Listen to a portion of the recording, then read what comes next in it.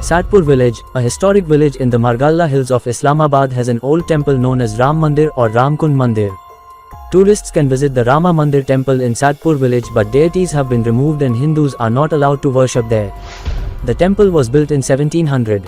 Before that, temple was destroyed by Mughals.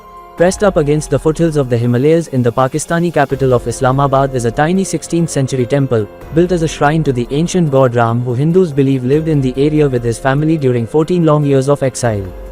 For centuries, Hindus travelled far and wide to worship at the Rama Mandir Temple, staying peacefully in an adjoining dharamshala, or rest house for pilgrims, in what is today called Saidpur Village.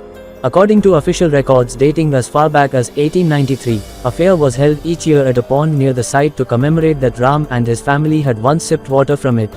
But since 1947, Hindus have not been allowed by authorities to worship at the temple and the compound in which it is housed. Visitors can tour the temple, but all idols have been removed and the shrine today is all but subsumed into a touristy strip of restaurants and handicraft stores. Instead of the freshwater ponds that once surrounded the area and were considered holy by the Hindu community, a foul-smelling rainwater channel now flows through the village. Most of Pakistan's minorities feel the state has failed to protect them, and argue that it sometimes even tolerates violence against them. The boundary wall of the site was subsequently torn down by a mob in 2020, and over the period of time it has become tattered. Islamabad was purpose-built in 1960 on the border of the Punjab plains, a small city with wide boulevards and lots of greenery.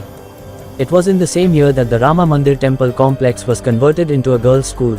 After years of protests by the Hindu community, the school was moved to another location and the temple finally vacated in 2006. But Hindus were still not allowed to worship there. In the 20th century, a Gurdwara was constructed adjacent to the temple by the Sikhs, which served as a school for spreading the teachings of Guru Nanak.